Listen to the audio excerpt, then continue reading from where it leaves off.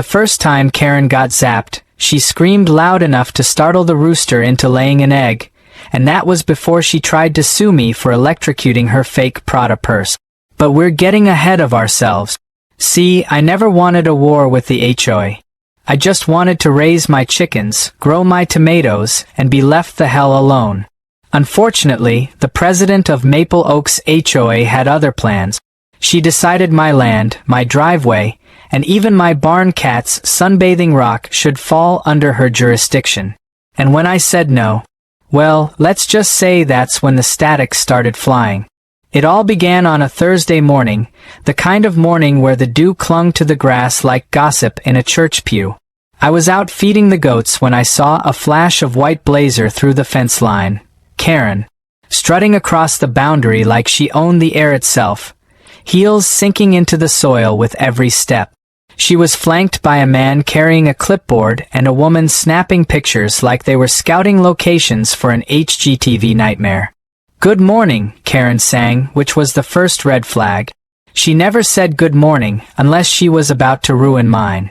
"We're here on behalf of the Maple Oaks Homeowners Association to conduct a preliminary survey."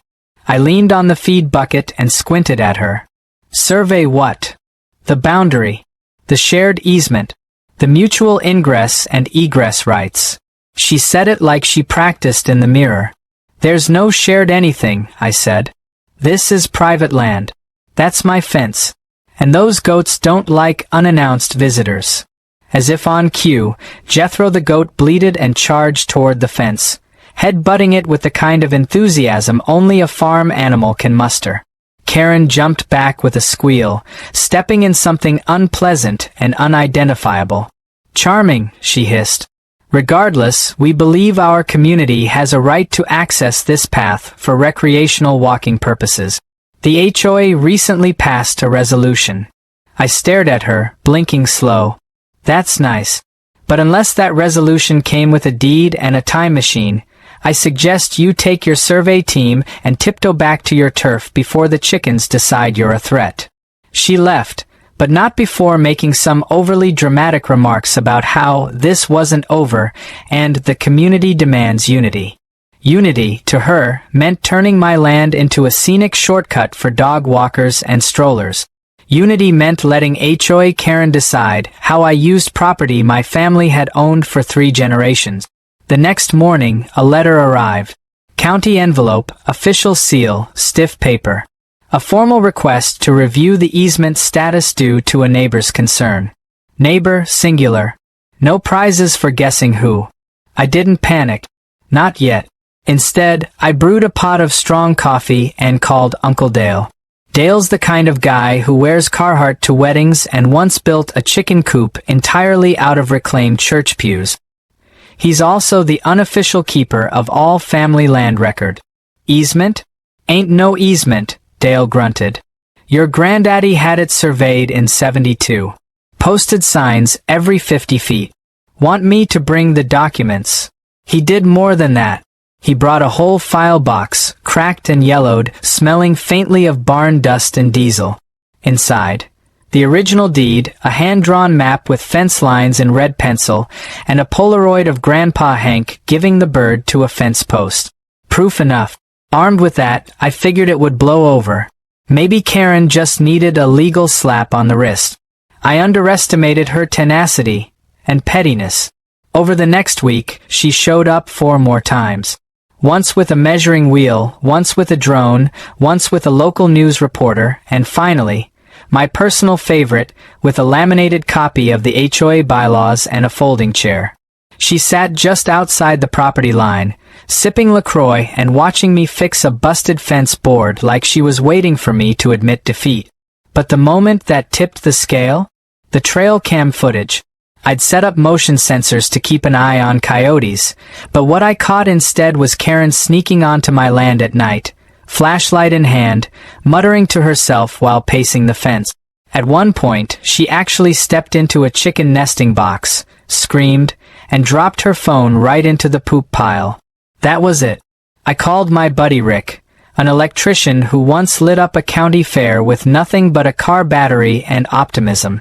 "I want a fence," I said. One she won't forget. Rick chuckled. How legal we talking? State legal. HOA illegal. Make it hum. And so the planning began. Electric fencing, warning signs, discreet placement just inside the legal setback line. The kind of fence that wouldn't seriously hurt anybody, but would absolutely send a message. A gentle, memorable zap. Enough to encourage boundary respect. While Rick installed the fence, I ordered new signs. Private property. Trespassers will be shocked.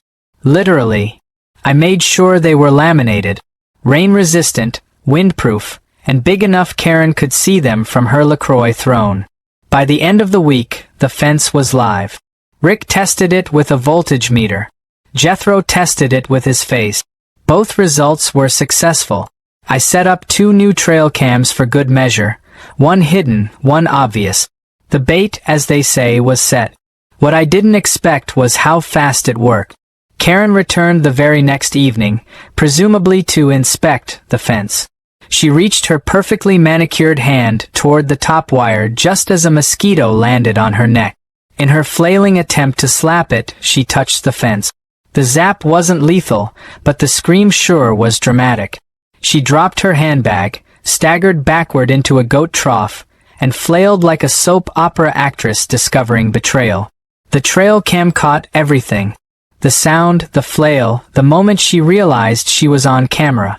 And in that split second, soaked, humiliated, and buzzing from the mild jolt, she pointed at the lens and yelled, "You'll hear from my lawyer." I waved from the porch, sipped my sweet tea, and said, "Y'all have a good night now." Little did I know, the real show was just beginning. The morning after Karen's electrified opera performance in my goat trough, I found a soggy designer handbag hanging from my fence post like some kind of defeated trophy. The leather was bloated, the zipper looked like it had tried to escape, and there was a smudge of what I sincerely hoped was goat poop on the front flap. I didn't touch it. I just stared at it, coffee in hand, trying to process that somehow, my peaceful little farm had turned into the setting of an HOA soap opera. What I did touch, however, was the trail cam memory card. That footage was gold. Not just because it captured Karen's scream in full Dolby surround quality, but because I had a feeling things were about to escalate, and I was going to need proof. Sure enough, by lunchtime, Karen was back. Not physically, no, her hair probably hadn't recovered from the trough dunk yet, but in spirit, via 2 sheriff's deputies and a man who introduced himself as her personal attorney. He wore a suit 3 sizes too tight and kept blinking like he wasn't used to the sun.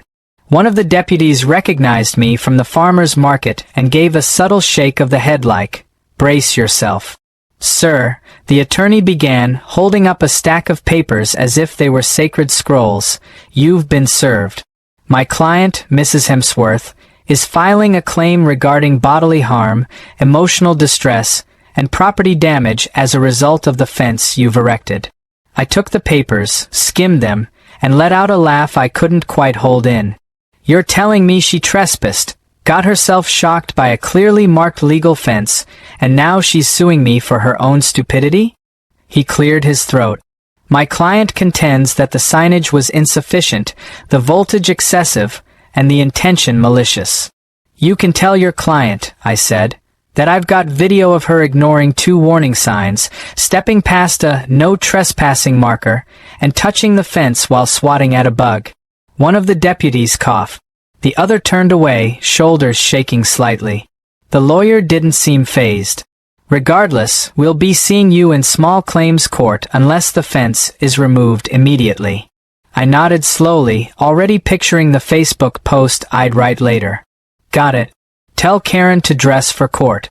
And maybe bring a change of shoes. The trough water doesn't rinse out easy." They left, and I watched them go from my porch, Jethro munching grass beside me like this was just another Tuesday. But I wasn't taking any chances. I called Rick and told him we were upgrading. The second iteration of the fence was a masterpiece. Still legal, still humane, but now rigged with a backup battery system, motion-activated lights, and a decoy section made from regular wire that looked electrified but wasn't.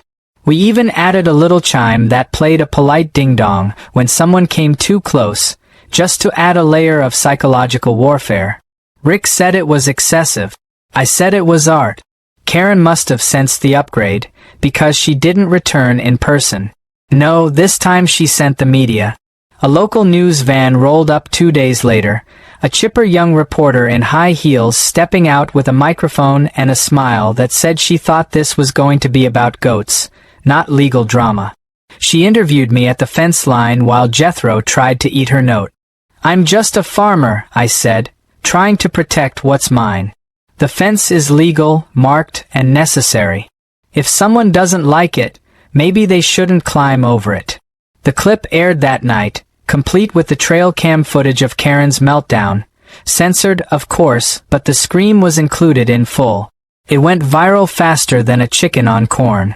Suddenly, I wasn't just a guy defending his property. I was the electric fence farmer. People started sending me memes. One had Karen photoshopped into a Mortal Kombat lightning scene. Another dubbed her scream over a goat bleat. I didn't ask for any of it, but I wasn't complaining. Karen, on the other hand, was livid. She released a statement through her HOA newsletter claiming she had been publicly humiliated by a hostile rural extremist.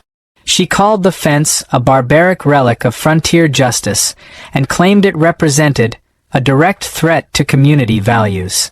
She also tried to argue that the fence disrupted the natural migration path of local butterflies. I didn't even know butterflies had migration paths, but sure, why not? Things got weirder from there.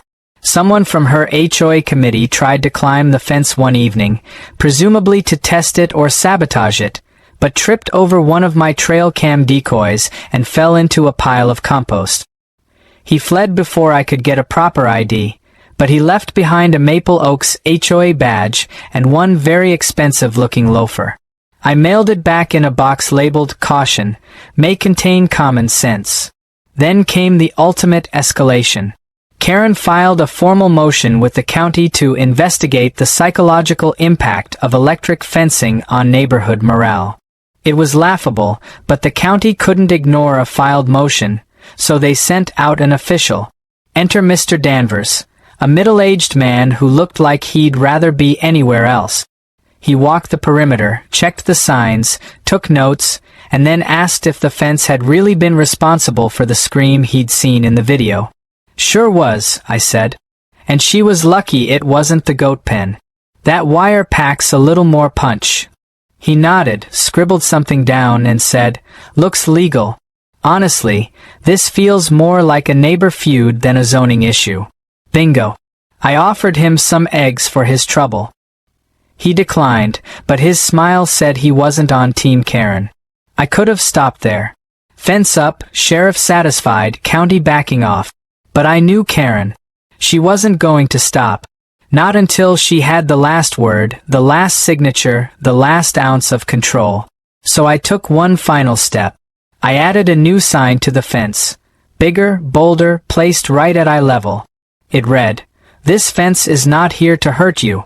It's here to remind you whose land you're on." And just beneath it, a little smiley face. It wasn't just a warning. It was a promise.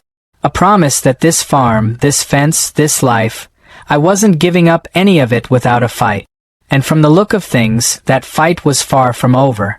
By the time Chapter 7 of Karen's meltdown saga hit the internet, complete with a remix of her scream turned into a dubstep beat, I figured we'd reached peak ridiculous. I was wrong. Because just when I thought she'd retreat with her charred pride and scorched handbag, Karen came back swinging, and this time, she brought the entire HOA cavalry with her.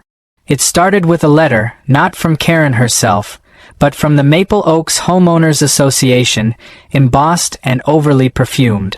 The contents were about as ridiculous as the delivery. Apparently, due to my egregious and hostile fencing installation, the HOA had voted unanimously to pursue legal action to have the fence removed and to restore community tranquility. They weren't just asking me to take it down. They were demanding I grant them limited access through my private road for future HOA activities, including but not limited to a monthly fun walk, dog jogging groups, and neighborhood picnic. They even attached a proposed schedule. Tuesday sunrise yoga near my barn. Thursday golden retriever meetup. Saturday knitting circle in the shade of my tool shed. I had to read it twice to believe it wasn't satire. And then I laughed so hard I nearly fell off the porch.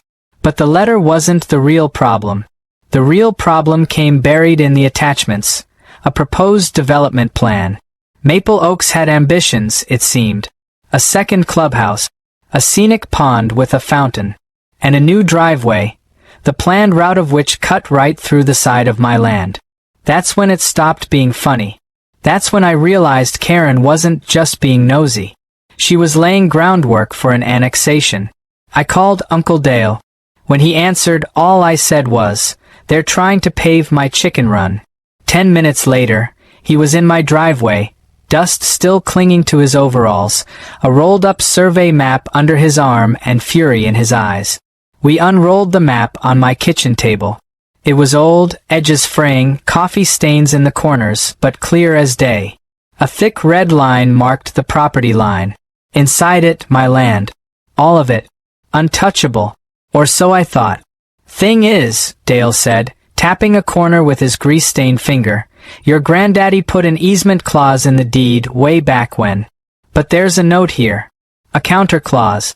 You see this?" I squinted. "Termination upon death of adjoining owner." Exactly. Their right to even talk about this ended when the Petersons sold their orchard to that developer. Karen's HOA sits on what used to be that land. They don't inherit the rights. That little clause was gold. A buried treasure in legalese. I had a weapon now. A document that said, in no uncertain terms, "Stay the hell off my property." But I knew better than to walk into war without backup. So I called my cousin Dusty, former rodeo champion, current real estate lawyer, and owner of 3 alpacas named after country singers. Dusty didn't hesitate. "You want a countersuit?" he asked. "I'll gift wrap it." 3 days later, Karen got served at a neighborhood barbecue, right as she was ladling organic vegan chili into a compostable bowl.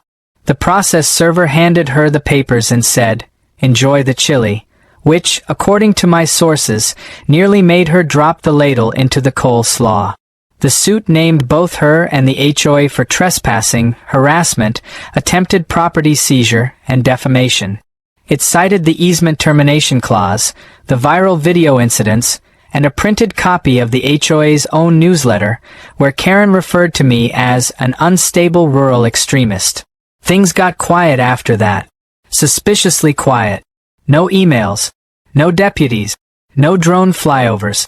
But I knew Karen well enough to understand that silence didn't mean surrender.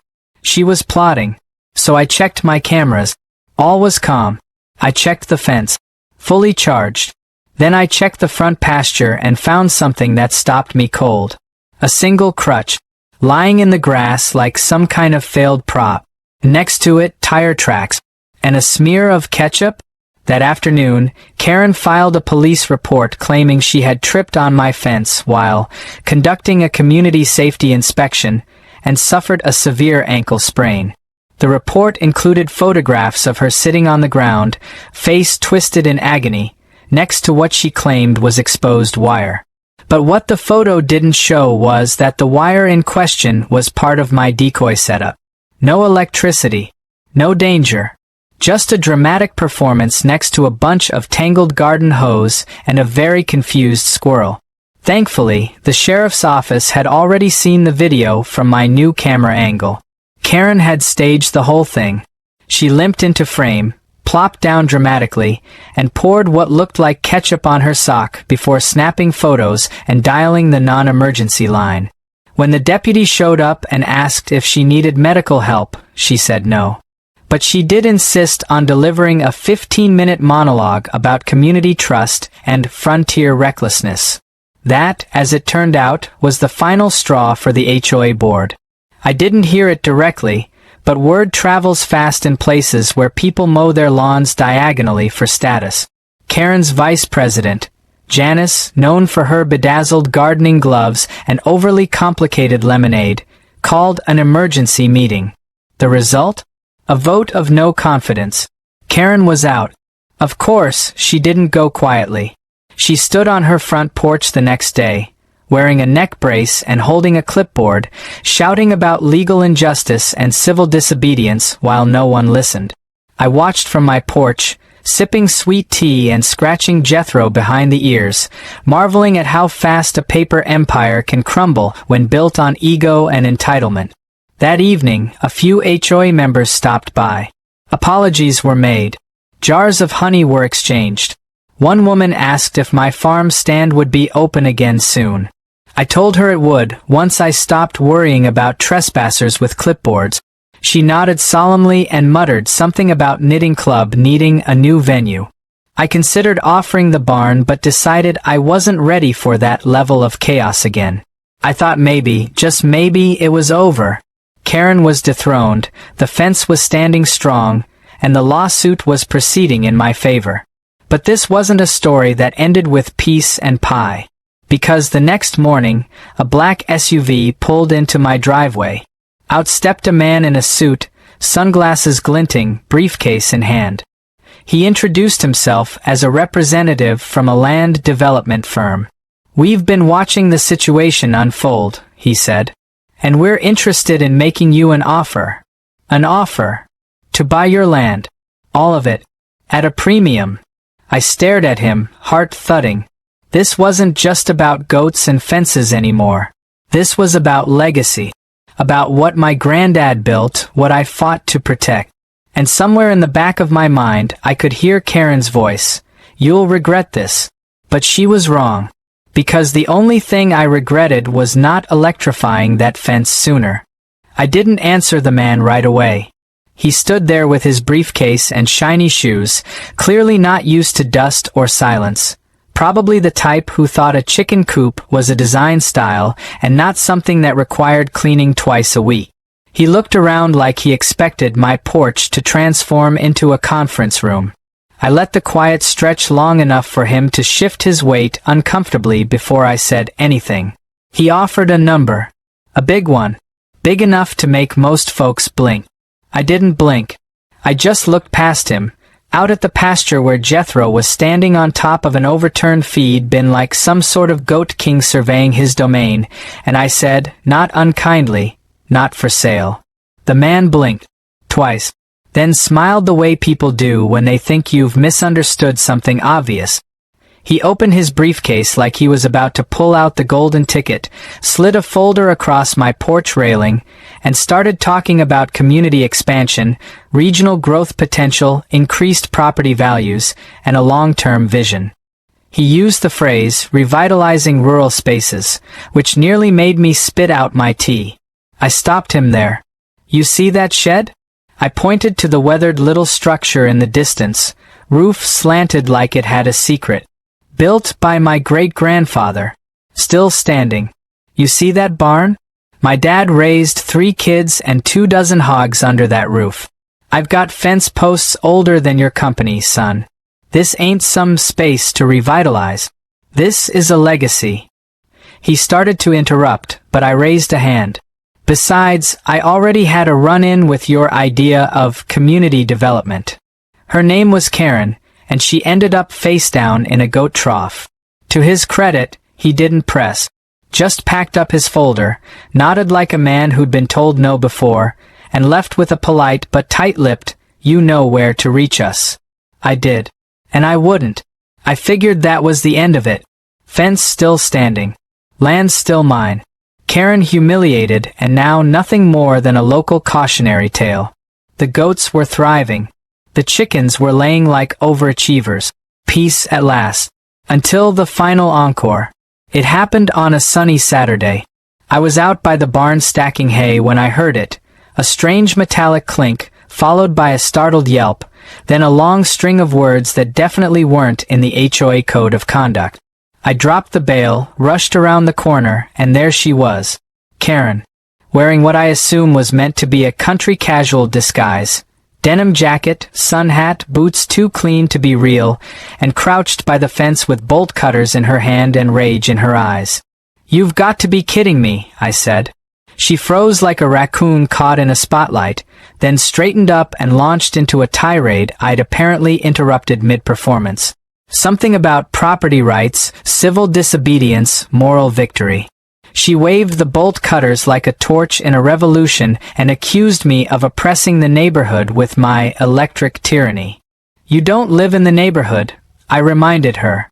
You live in a house that was built 2 years ago on land your HOA stole from an apple orchard. Karen was undeterred. She marched toward the fence, raised the cutters, and click. Nothing. She blinked. Click, click. Still nothing. She shook the bolt cutters like they'd betrayed her. You unplugged it, she spat. I smiled. Nope. Just upgraded the lock system. It's not just electric now. It's smart.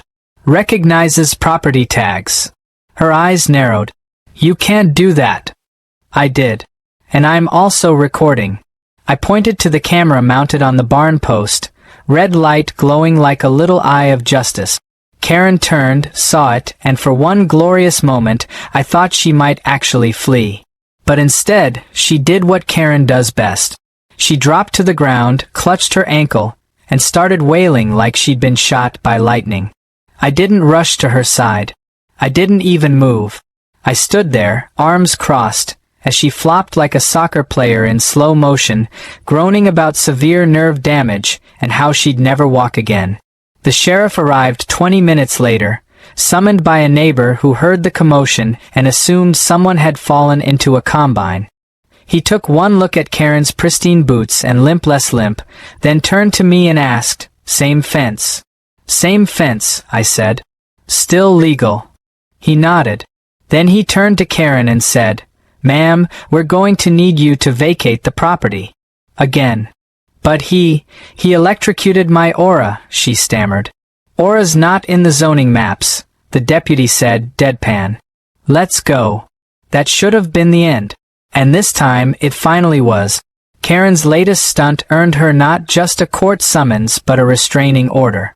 The HOA, now officially under new management, issued a public apology via newsletter and offered to sponsor my farm stand with a donation to my feed bill. I declined but appreciated the gesture. A few of them even came by with homemade cookies and asked if they could host a community tour for the neighborhood kids, under supervision and well away from the fence. I agreed and even let Jethro wear his little bow tie for the occasion. The fence stayed up. The lawsuit moved forward. Karen moved out. Rumor has it she relocated to a condo across town with a strict no-pet policy and underground parking. No lawns, no fences, no goat. I wish I could say I missed her antics, but the only drama I wanted now came from a broody hen who thought she was a turkey. A few weeks later, I sat on the porch as the sun dipped low, casting long shadows across the pasture. The goats wandered lazily. The chickens pecked around the yard. Peace. Real, honest-to-God peace. No more drones. No more HOA threats. Just me, the land, and the quiet hum of an electric fence doing its job. I sipped my tea and looked out over the property. A breeze rustled through the trees. The wind chime on the porch let out a lazy tinkle. And somewhere in the distance, probably in another neighborhood entirely, someone complained about their HOA again. I raised my glass to the horizon and muttered, "Let that be someone else's problem." Because on this land, behind this fence, the only drama allowed now involved a goat, a bucket of feed, and whether the tractor would start. And for once, that was more than enough.